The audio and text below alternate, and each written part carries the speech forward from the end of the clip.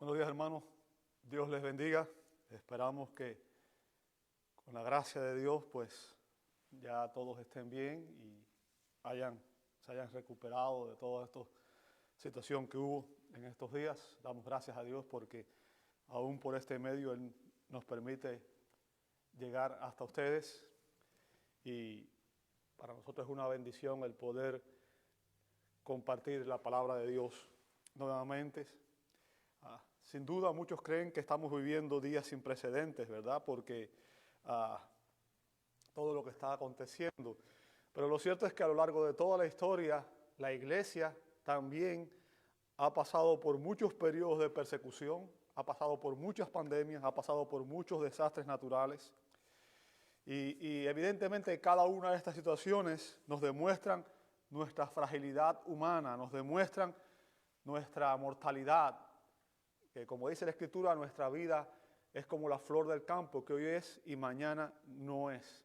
Y sobre todo nos recuerda que, como también dice la Escritura, hay caminos que al hombre le parecen derechos, pero su fin es camino de muerte.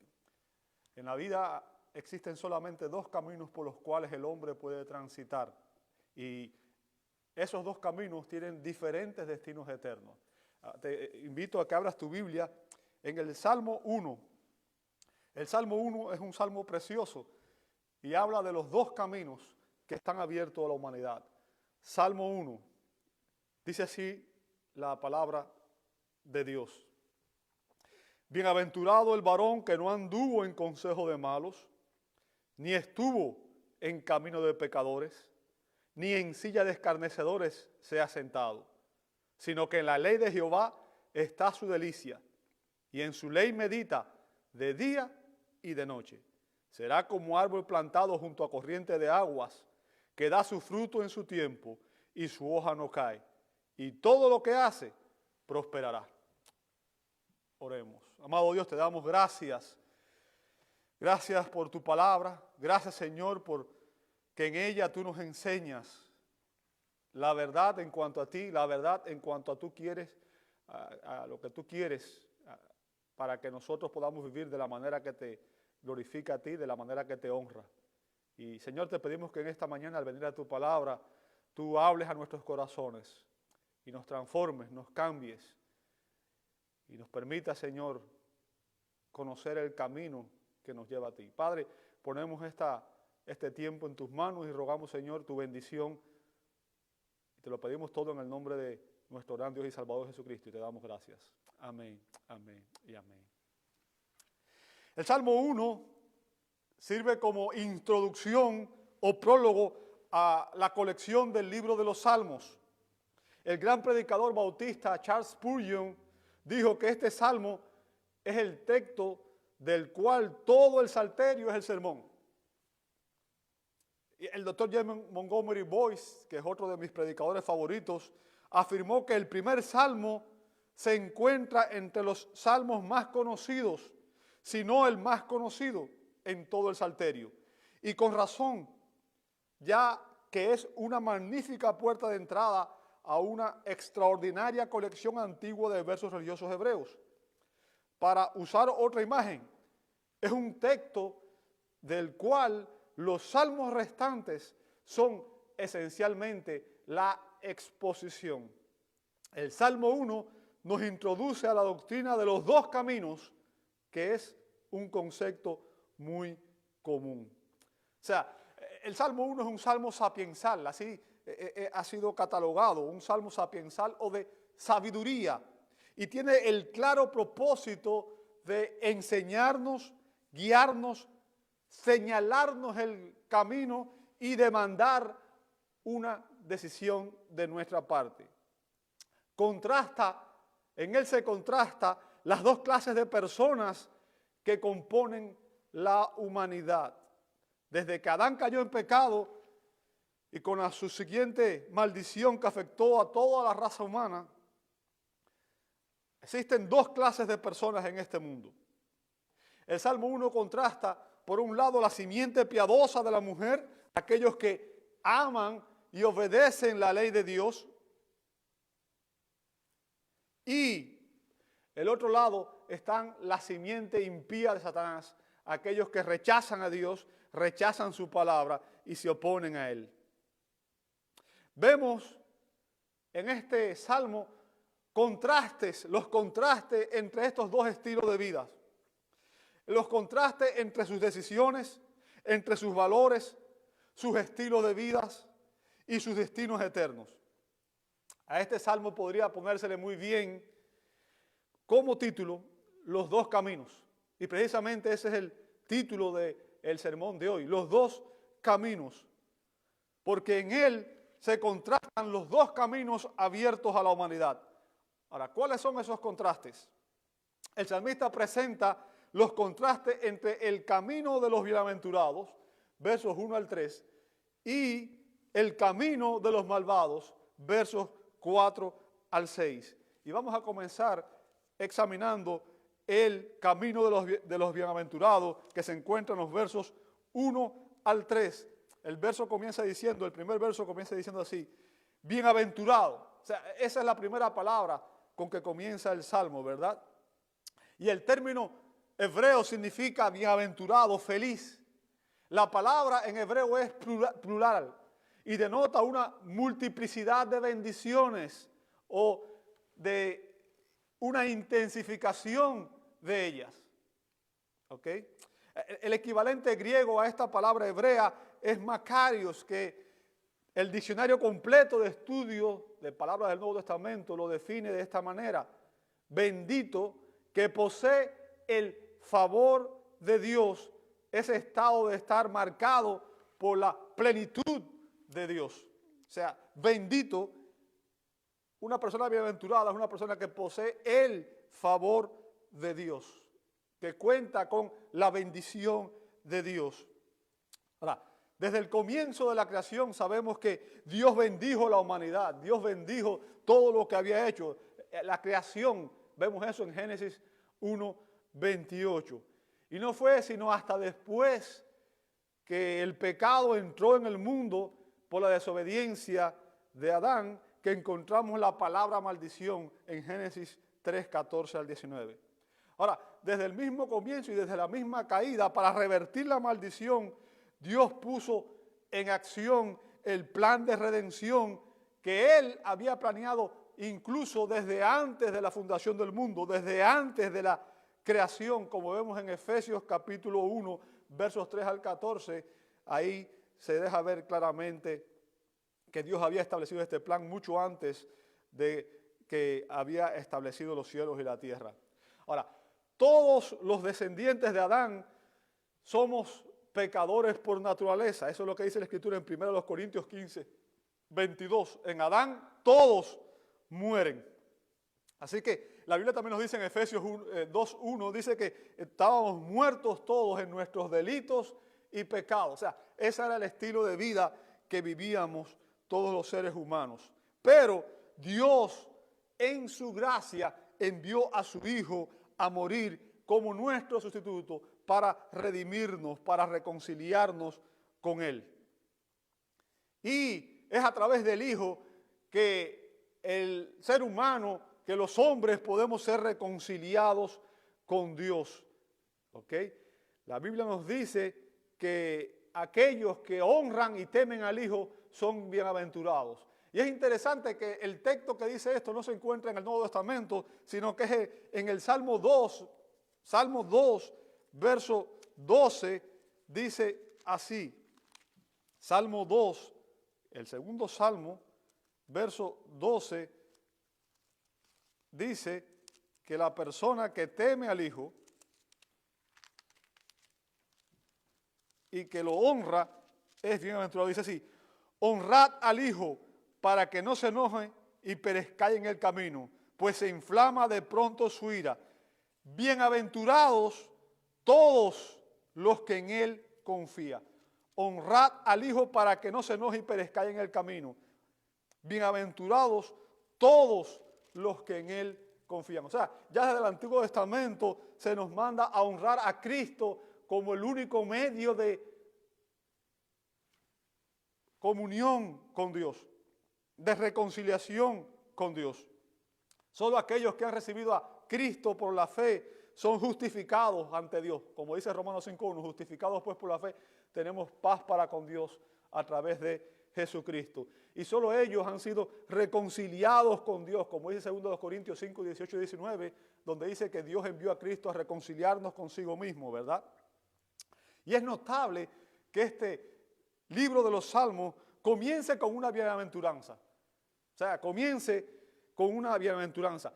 Y esto nos recuerda que Jesús comenzó su famoso sermón del monte, también lo comenzó con una bienaventuranza. Y que el salmista establezca un contraste, como mismo hizo Jesús en el sermón del monte. Al final del sermón del monte, Jesús establece un contraste entre dos puertas, dos frutos y dos cimientos. Vemos esto en Mateo 7, 13 al 14, Mateo 7, 15 y 20 y Mateo 7, 24 al 27.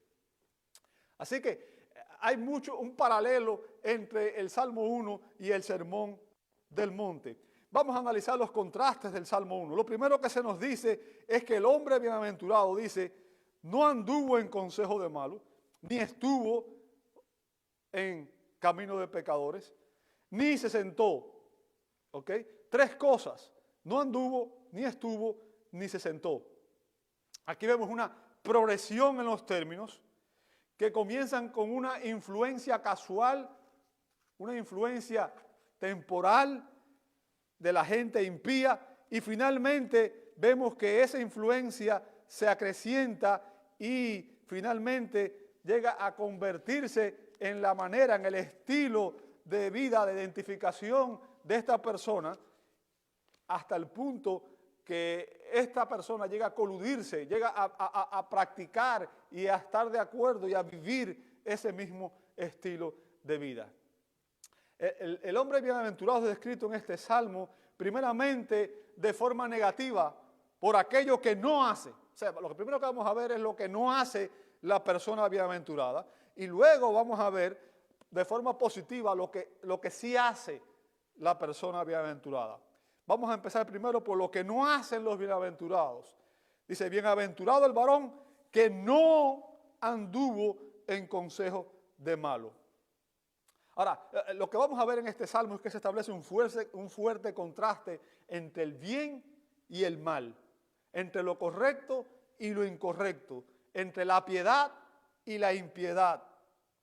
La elección es una u otra. O sea, y este es un punto importante porque muchas personas que están en la iglesia pretenden vivir una especie de, en el medio de ser cristianos, pero al mismo tiempo congraciarse con el mundo.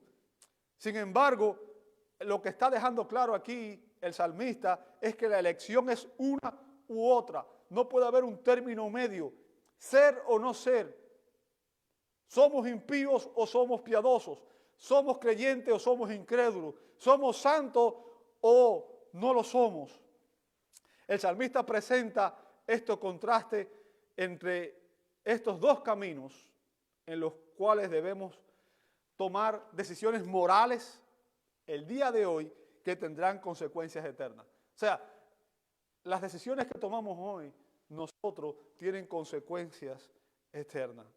El término andar en la Escritura se usa con mucha frecuencia, sobre todo en el Nuevo Testamento, para referirse a la conducta diaria, a la manera en que nosotros nos comportamos diariamente. Así que cuando se está hablando de el andar, se refiere a su estilo de vida habitual, se refiere a la manera en que usted vive cada día, ¿verdad?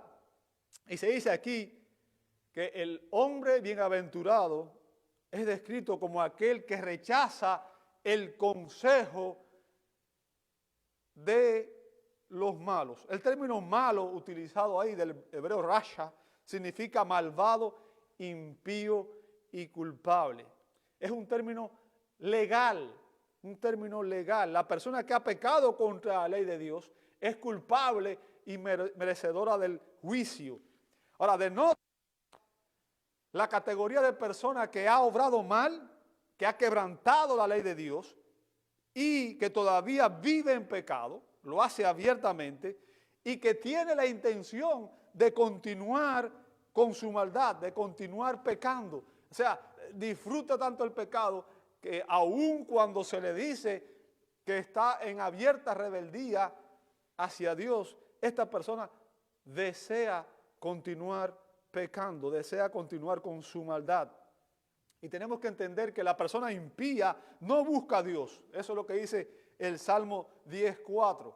No busca a Dios. Y eso mismo es lo que dice el apóstol Pablo en Romanos capítulo 3, cuando dice que no hay justo ni a uno, no hay quien entienda, no hay quien busque a Dios. Y eso viene del Salmo, del libro de los Salmos también, ¿verdad? Así que la persona impía no busca a Dios, Salmo 10:4, sino que está en amplio desafío, en directo desafío a Dios mismo, como vemos en el Salmo 10:13. Ahora, la persona que es verdaderamente bienaventurada es aquella que no se deja influenciar por el consejo de los impíos. O sea, que no sigue la corriente de este mundo, como dice Efesios capítulo 2, versos 1 y 3. Que no sigue el estilo de vida, la manera de pensar, las creencias de este mundo, las filosofías de este mundo, las religiones de este mundo. No se adapta al mundo, sino que esta persona es aquella que renueva su mente en la palabra de Dios, como dice Romanos 12, 1 y 2. No os adaptéis a este mundo, sino transformaos por medio de la renovación de vuestro entendimiento. O sea, ahí hay el contraste.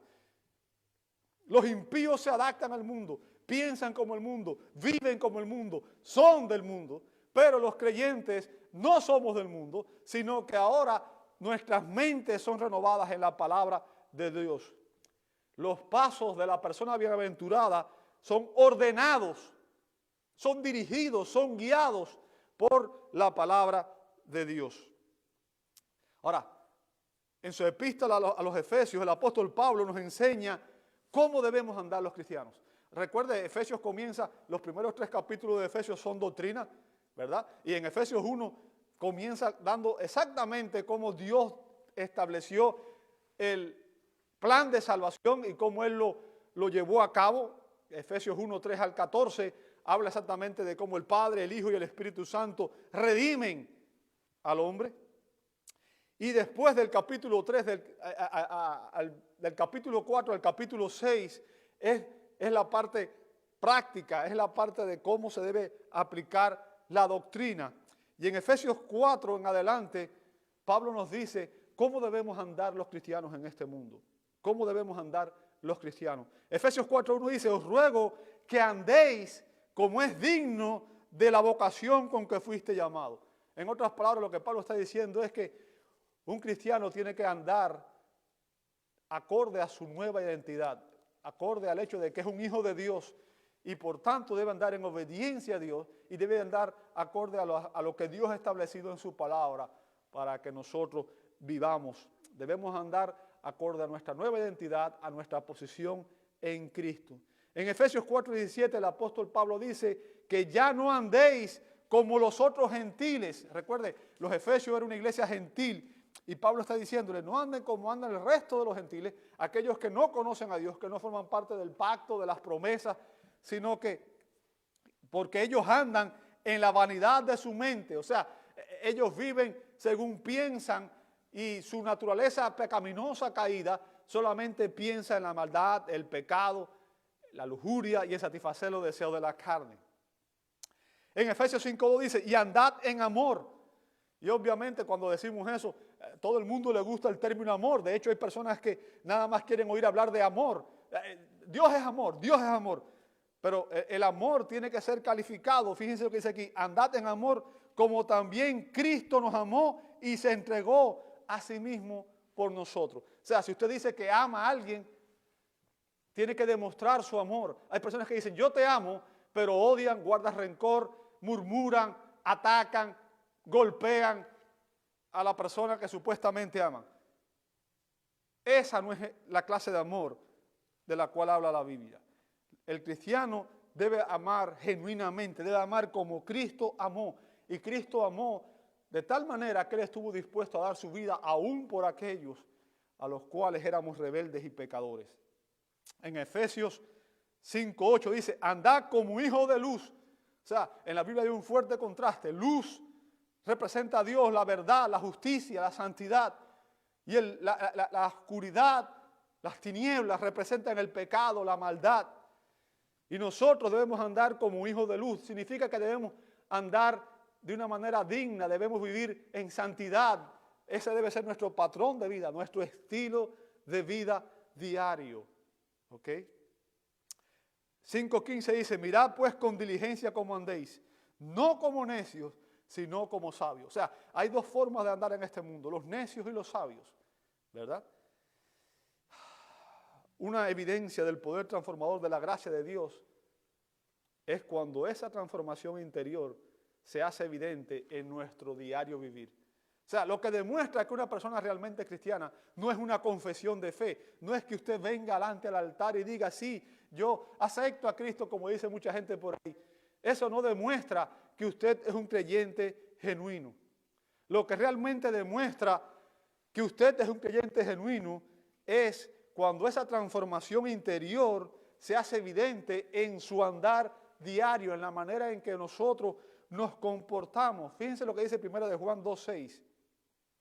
El que dice que permanece en él debe andar como él anduvo. O sea, el patrón de vida para los creyentes es el patrón de obediencia de Jesús.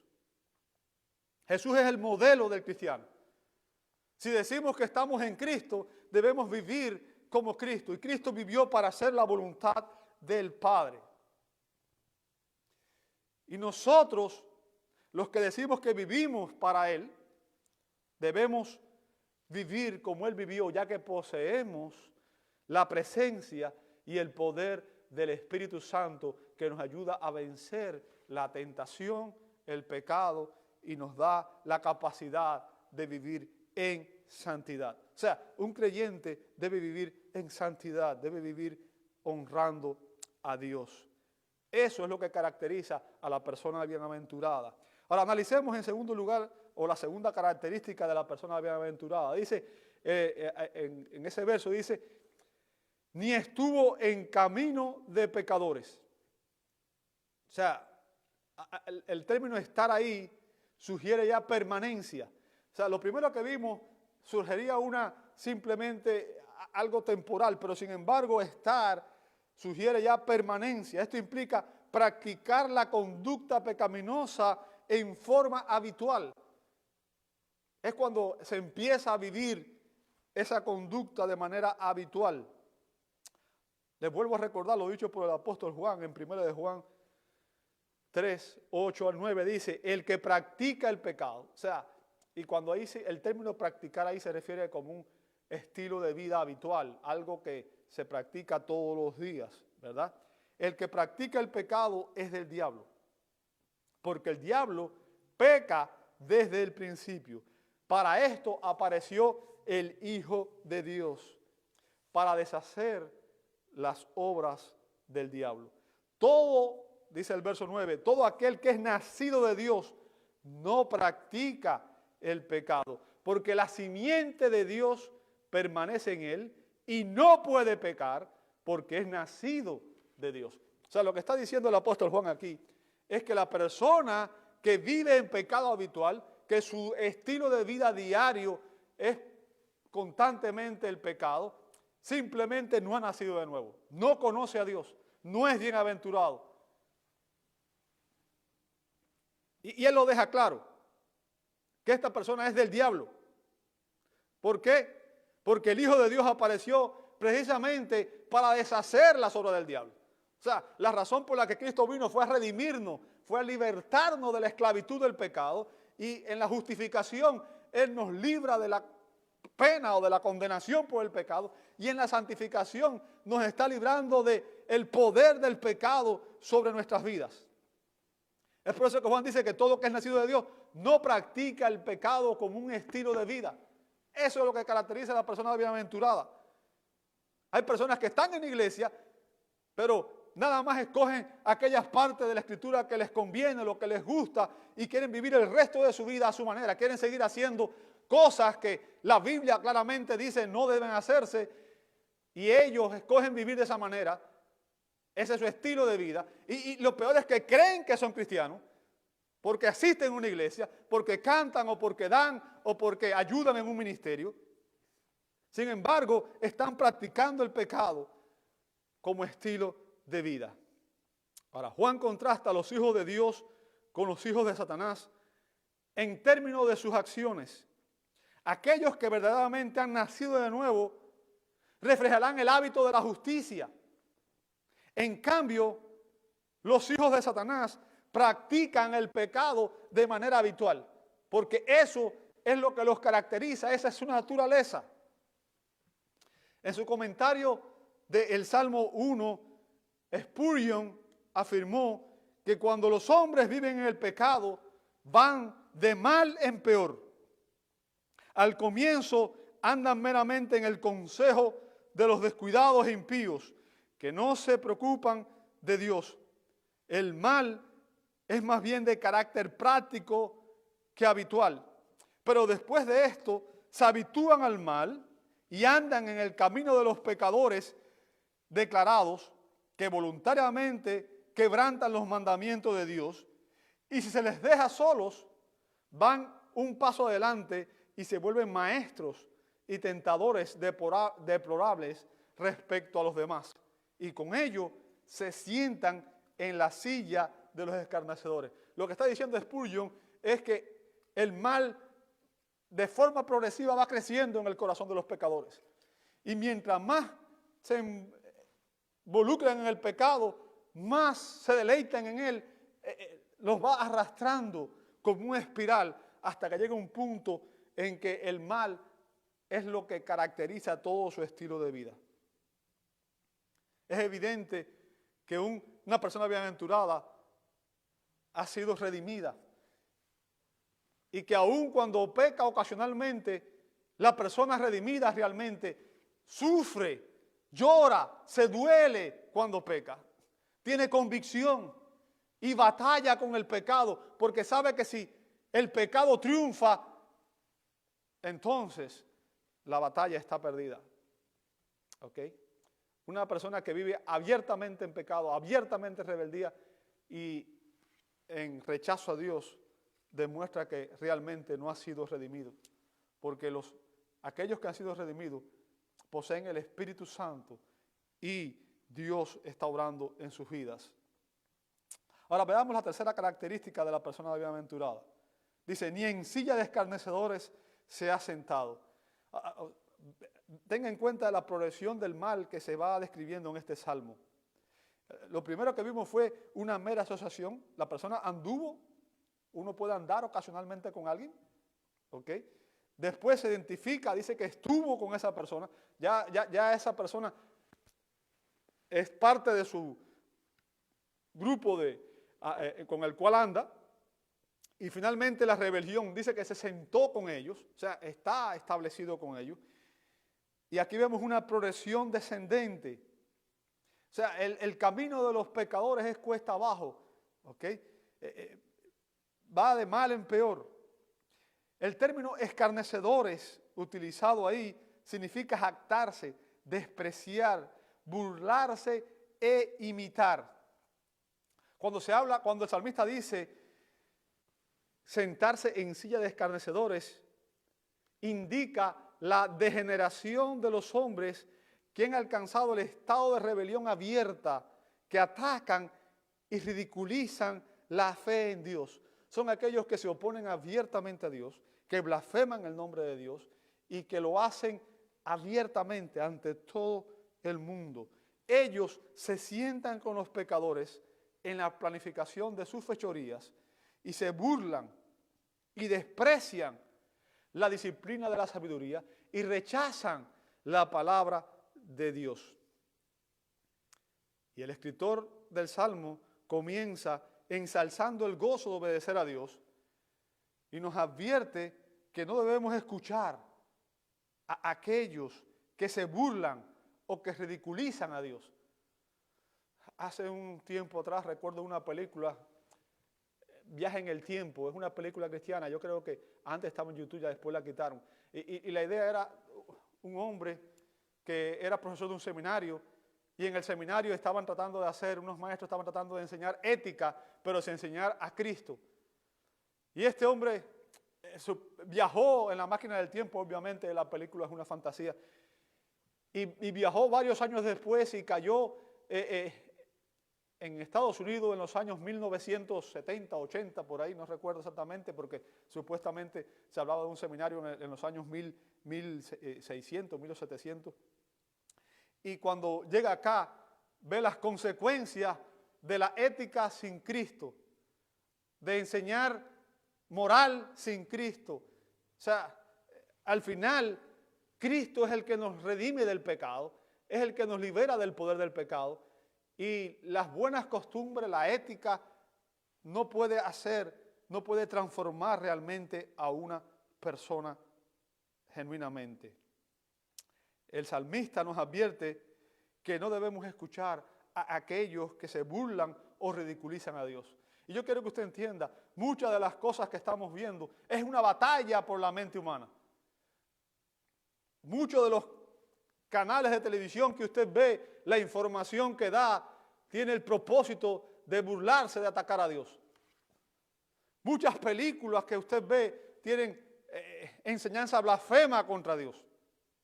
Y no estoy diciendo con eso que no debemos ver películas, que no debemos ir al cine o que no debemos ver televisión. Lo que estoy diciendo es que tenemos que tener como creyentes una mente crítica y tener cuidado y escoger las cosas que escuchamos, que vemos y oímos. El hombre bienaventurado se abstiene de una conducta pecaminosa y evita la compañía de aquellos que se deleitan en la rebelión a Dios. El hombre bienaventurado es capaz de discernir entre lo correcto y lo incorrecto. Y ahora el salmista nos describe al hombre bienaventurado a través de lo que hace. Vamos a ver lo que hace.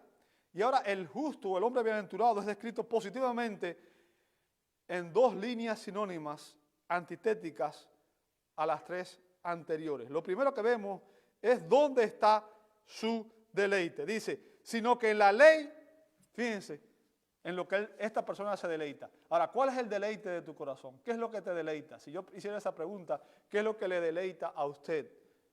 ¿Verdad? Fíjense lo que dice aquí. La persona bienaventurada dice, sino que en la ley de Jehová está su delicia.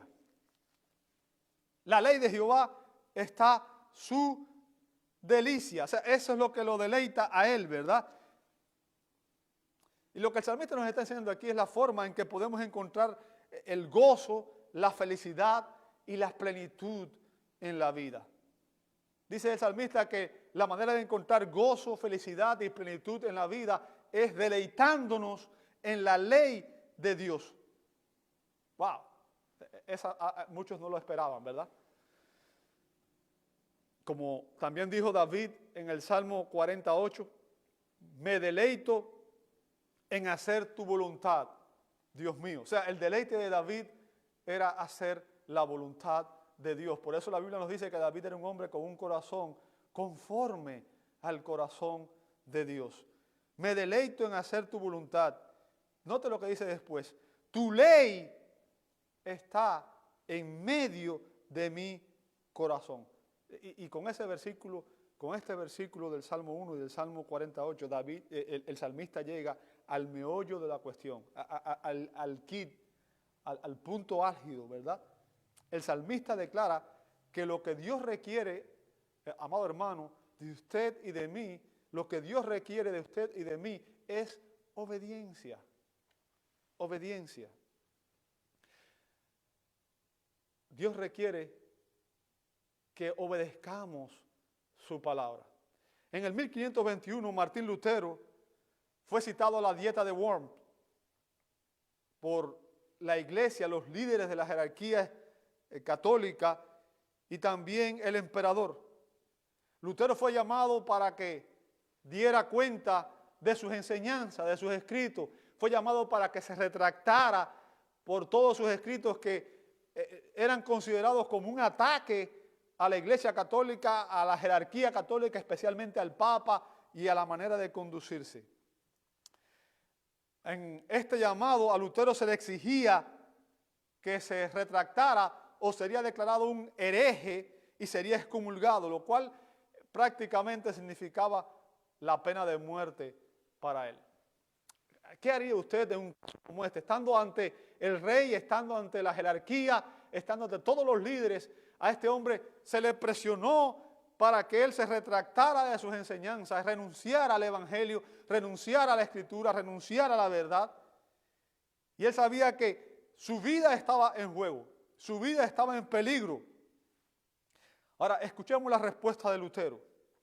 Si no se me convence mediante testimonio de la escritura y claros argumentos de la razón, porque no le creo ni al Papa ni a los concilios, ya que está demostrado que a menudo han errado, contradiciéndose a sí mismos, por los textos de la Escritura, por los textos de la Sagrada Escritura que he citado, estoy sometido a mi conciencia y ligada a la palabra de Dios. Por eso no puedo ni quiero retratarme de nada, porque hacer algo en contra de la conciencia no es seguro ni es saludable. Dios me ayude. Amén. Mi conciencia está cautiva por la palabra de Dios. Esa debería ser la frase de todo creyente genuino, de todo cristiano. Nuestras mentes deberían estar cautivas, deberían ser prisioneras de la palabra de Dios. La palabra de Dios debería ser el centro de nuestras mentes. Debería ser el meditar de nuestro corazón. El paralelismo aclara que el deleite en la ley de Dios trae prosperidad. Ve el Salmo 112, cómo la obediencia a Dios trae bendición. El Salmo también nos advierte de la ruina segura, tanto temporal como eterna, cuando nos rebelamos contra Dios. Ahora, lo segundo que vemos aquí es en lo que medita el hombre bienaventurado. En lo que medita. ¿Dónde está su pensamiento? ¿Dónde está su meditación diaria? Dice, y en la ley medita, escucha estas palabras, y en la ley, obviamente la ley no se refiere nada más que a los 5 libros de la ley o a la ley moral, se refiere a toda la escritura. Dice, en la ley medita de día y de noche. Ahora, ¿cómo se puede hacer eso? ¿Cómo yo puedo meditar en la ley de Dios de día y de noche? Bueno, muy sencillo. El hombre bienaventurado medita constantemente en la palabra de Dios. Constantemente. Su meditación es la palabra de Dios. Y tal meditación, cuando hablamos de meditación, no se refiere a que usted se ponga ahí y ponga la mente en blanco y empiece a hacer cosas. Eso no es lo que se refiere cuando uno habla de meditación. Se refiere a estudio diligente, a estudio consciente, serio de la Escritura.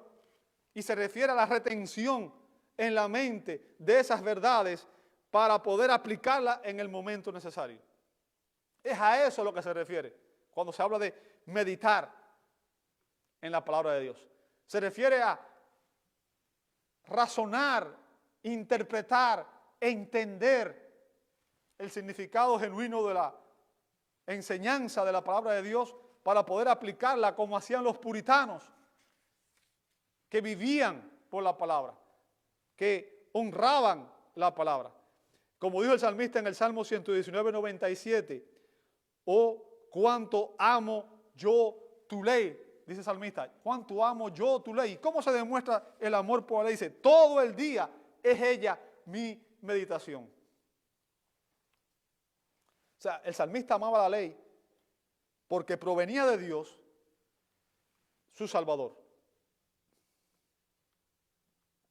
Por el contexto, vemos que su meditación en la ley de Dios, si usted ve en el Salmo 119, dice que por meditar en la ley de Dios, Dios le dio un entendimiento y una sabiduría mayor que sus enemigos.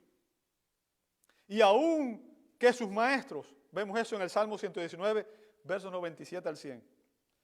Y que gracias a su meditación en las Escrituras, él se había mantenido puro. Vemos eso en el Salmo 119, 101 al 102.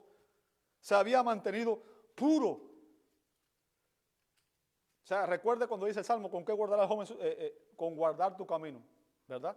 Ahora recordemos que Jesús, nuestro Señor Jesucristo, utilizó la palabra de Dios para enfrentar las tentaciones.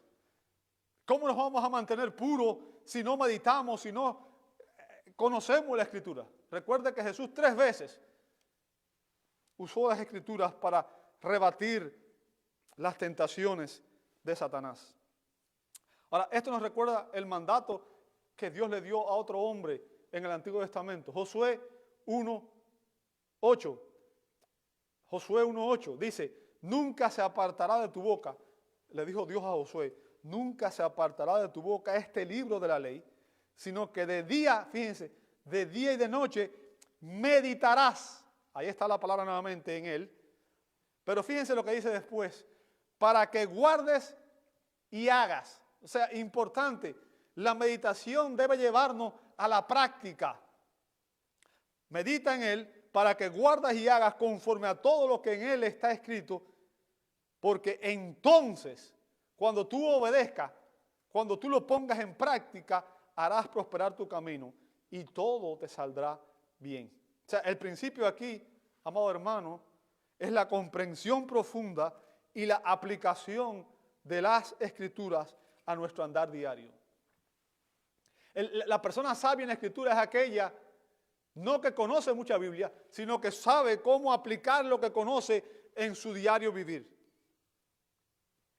En su comentario de este texto, el doctor John MacArthur afirma que la persona bienaventurada se caracteriza por la constante contemplación e internalización de la palabra de Dios para la dirección ética y la obediencia. Esto es importante.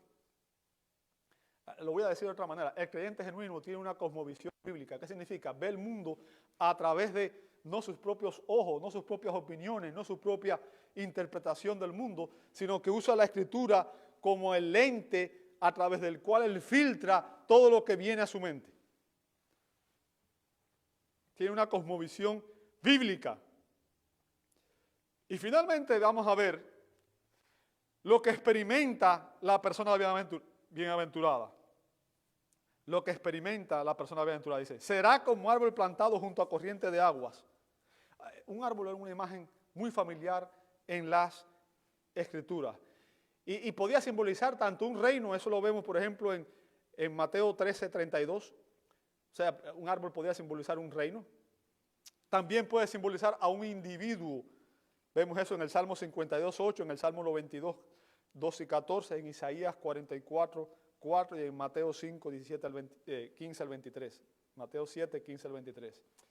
Ahora, recordemos que debido a que gran parte del territorio de Israel era desértico, un árbol frondoso simbolizaba la bendición de Dios, ¿verdad? Recordemos que en el desierto un árbol, cuando hay agua y hay árboles, es un oasis, ¿cierto?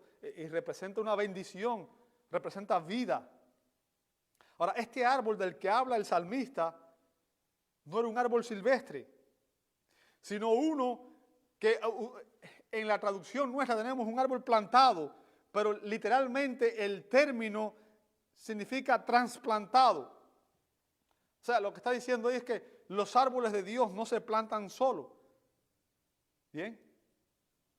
Dios los trasplanta. Dicho de otra manera, los pecadores no se trasladan solo del reino de las tinieblas al reino de Dios, al reino de la luz, sino que es Dios quien hace esa obra. La salvación es una obra maravillosa de la gracia de Dios, como dice Isaías 61:3 o Mateo 15:13. Todos los árboles de Dios han sido trasplantados por Él, no son árboles silvestres. Ahora, esta imagen se refiere a nacer de nuevo, se refiere a lo que Dios hace en nuestras vidas. Cuando Dios trasplanta este árbol, todas las cosas se vuelven nuevas por la gracia divina. O sea, cuando Dios salva a una persona, todas las cosas se vuelven nuevas por la gracia divina. Dios regenera nuestras almas y nos está transformando a la imagen de nuestro Redentor. Como dice 2 Corintios 5:17, si alguno está en Cristo, nueva criatura es. Vea Ezequiel 11, 19 al 21 y Ezequiel 36, 25 al 27. Ahora, esto no significa que no hay una responsabilidad genuina en la cual nosotros debemos apropiarnos de los recursos de Dios, como vemos en Jeremías 17:8. O sea, nosotros debemos actuar. La salvación es una obra de Dios, pero la santificación nosotros participamos. Y nosotros tenemos que actuar para que haya frutos, ¿verdad? Ahora, el agua representa la gracia transformadora de Dios, que es la que sacia la sed espiritual y se convierte en una fuente inagotable de bendición que sobreabunda, como vemos en Ezequiel 47:1, en Zacarías 14:8, y recordemos las palabras de Jesús en Juan 7, 37, 38. Jesús se puso en pie y alzó la voz diciendo: si alguno tiene sed, venga a mí y beba. El que cree en mí, dice Jesús, como dice la Escritura, de su interior correrán ríos de agua viva. O sea, ahí vemos, la persona bienaventurada está plantada, ha sido plantada por Dios. Y el Espíritu de Dios habita en su interior. Y en su interior la bendición de Dios fluye. ¿Ok? Eso es lo que caracteriza a esta clase de árbol plantados. Y vamos a ver cuáles son los resultados. A continuación dice, que da su fruto en su tiempo y su hoja no cae y todo lo que hace prosperará. Fíjense, da su fruto, da frutos, su hoja no cae y todo lo que hace prosperará. O sea, el salmista promete prosperidad para todos aquellos que se deleitan en vivir según la ley de Dios. Y ojo, quiero hacer una aclaración, no significa, no vea esto, cuando digo prosperidad no me estoy refiriendo al hecho de que todo el mundo va a ser rico. Ese no es el punto, ¿ok? No tiene que ver con eso exactamente. Como afirma el comentario del conocimiento bíblico, el árbol fructífero representa a los creyentes genuinos, ¿ok? Cualquier cosa que hagan los justos prosperará, es lo que dice el Salmo 92, 12 al 14. Dos calificaciones deben tenerse en cuenta. Primero, el fruto, es decir, la prosperidad, se produce en su estación y no necesariamente inmediatamente después de la siembra. Segundo, lo que hace a la persona piadosa será controlado por la ley de Dios. O sea, lo que la persona piadosa practica, su estilo de vida, lo que esta persona piadosa hace será controlado por la ley de Dios, como dice el Salmo 1:2. O sea, esta persona obedece a la ley. Entonces, si una persona medita en la palabra de Dios, sus acciones serán piadosas y sus actividades controladas por Dios prosperarán, es decir, llegarán a su cumplimiento divinamente dirigido. O sea, les voy a poner el ejemplo claro para que usted entienda.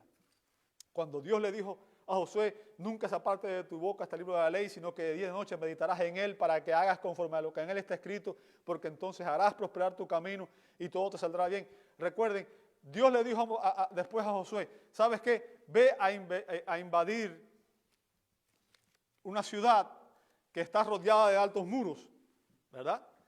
Y lo que vas a hacer es, vas a rodear esta ciudad por 7 días sin hacer nada y dando vueltas alrededor de la ciudad, todo el mundo en silencio, ¿ok? Y al 7º día van a darle vueltas 7 veces y entonces van a gritar y los muros van a caer. Ahora, póngase a pensar usted, si usted fuera el general de un ejército y alguien le diera esa estrategia, no representa una estrategia muy, digamos, militar, muy sabia, ¿verdad?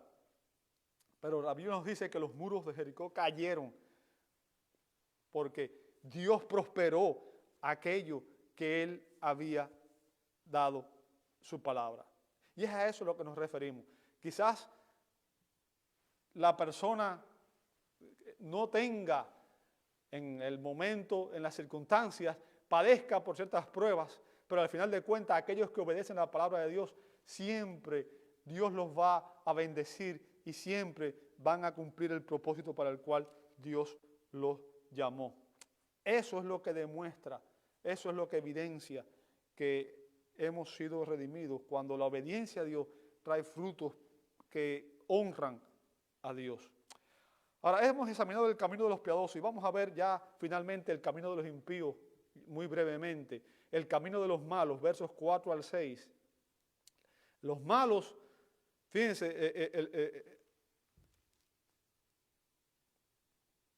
vemos aquí en estos versos 4 al 6, dice, no así los malos, ¿verdad?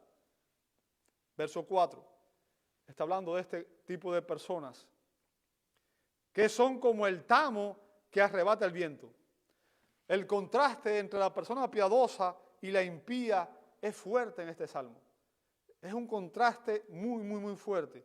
Los impíos no son como los piadosos. Ellos andan en el consejo de los malos, están en camino de pecadores y se sientan en la silla de los escarnecedores. No se deleitan en la ley de Dios y tampoco dan frutos espirituales. Yo quiero que usted entienda, los malos pueden vivir de acuerdo con sus pasiones y deseos. Los malos viven para satisfacer la carne, para satisfacer sus instintos y apetitos carnales.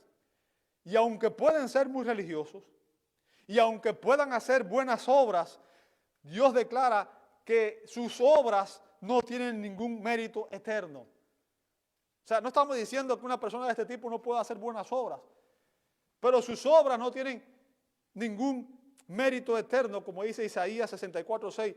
Sus obras más justas son como trapos de inmundicia delante de Dios. Y lo que el salmista hace aquí es comparar a estas personas con las vainas sin granos que no tienen ningún valor y que son arrastradas por el viento en el proceso de aventar. O sea, está diciendo que su vida es vacía. No importa lo que hagan en este mundo, su vida es vacía, no tienen ningún mérito, ningún fruto eterno. Pueden haber sido millonarios, pueden haber tenido mucho éxito según el mundo, pero ante los ojos de Dios, sus vidas, todos sus logros humanos no impresionan a Dios, sino que al final ellos van a darse cuenta que todos esos éxitos que tuvieron, todos esos reconocimientos que tuvieron ante el mundo, no valen de nada delante del trono de Dios. Qué triste que una persona invierta toda su vida en alcanzar méritos y en reconocimientos humanos y al final pierda el reconocimiento más importante que debe tener todo ser humano, que es el reconocimiento del Creador. El salmista lo compara aquí con estas personas que están vacías, no dan frutos. Y el punto es que aunque los malos parezcan prosperar en este mundo, el salmista nos declara, nos advierte cuál será su horrible final. O sea, no importa cuán exitoso hayan tenido, cuánto éxito hayan tenido según el mundo, al final de sus vidas solamente van a escuchar: apartado de mí, nunca os conocí, hacedores de maldad, enviarlos al castigo eterno. Verso 5, por tanto, dice, no se levantarán los malos en el juicio, ni los pecadores en la congregación de los justos. Ese por tanto introduce una fuerte conclusión. Sobre la base del contraste entre el camino de los piadosos y el de los impíos, el salmista declara que Dios separará a los justos de los impíos en el día del juicio final y que ambos tendrán destinos diferentes. Lea Mateo 24:25. Dice, porque Jehová conoce el camino de los justos. Fíjense, Jehová conoce el camino de los justos, mas la senda de los malos perecerá. O sea, a nosotros nos parece que el mal y el bien van a ser eternos, pero la Biblia dice que no, que tiene un final. Y la base del juicio es el conocimiento del Señor. Aquellos que son conocidos por Dios y aquellos que no son conocidos por Dios. Y cuando hablamos del conocimiento, no se refiere a que Dios hay personas que no las conoce, que no sabe quiénes son porque Dios es omnisciente, sino que se refiere a la intimidad personal y a la participación con los justos. Mateo 7:23 y 2 Timoteo 2:19. Se habla de que Dios tiene una relación íntima con aquellos que han recibido a Cristo por la fe. Las dos formas de vida están determinadas por la relación que uno tiene con Cristo y con la palabra de Dios. El ideal de justicia se cumple en Jesucristo.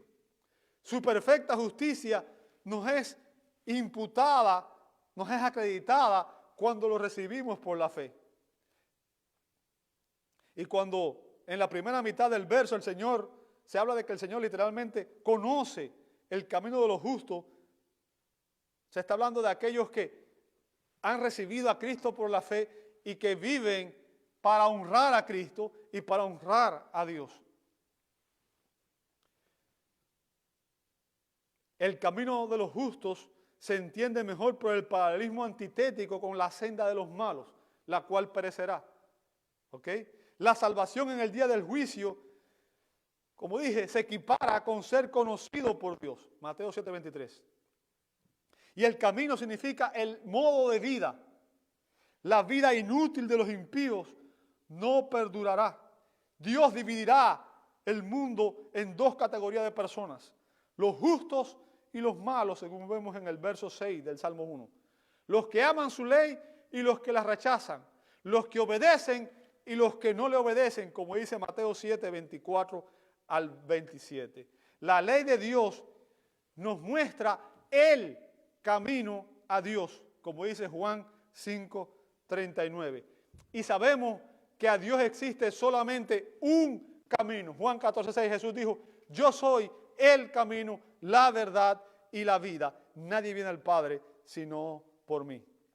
Debemos recibir a Cristo por la fe como Salvador y reconocerlo como el Señor de nuestras vidas. Y los que rechazan a Cristo están eligiendo así su condenación eterna. Estos son los dos caminos abiertos a la humanidad: el camino de los piadosos y el camino de los impíos. Dos caminos, dos destinos. Uno conduce a la bendición eterna y el otro a la condenación eterna. ¿En cuál de estos dos caminos andas tú? Te invito a orar. Amado Dios, Señor, tu palabra es clara. Existen solamente dos caminos por los cuales podemos transitar en este mundo. Y Señor, todas estas circunstancias que estamos viviendo nos asustan, humanamente hablando.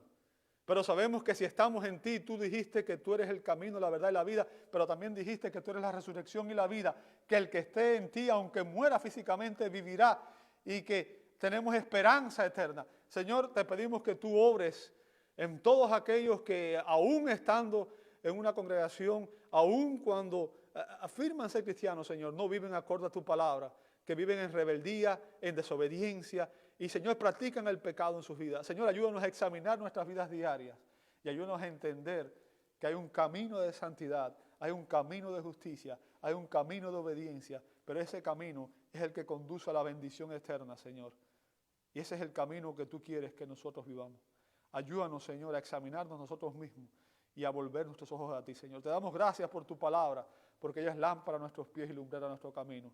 Señor, es ella la que nos transforma, es ella la que nos da vida y es a través de ella que podemos crecer en santidad, Señor.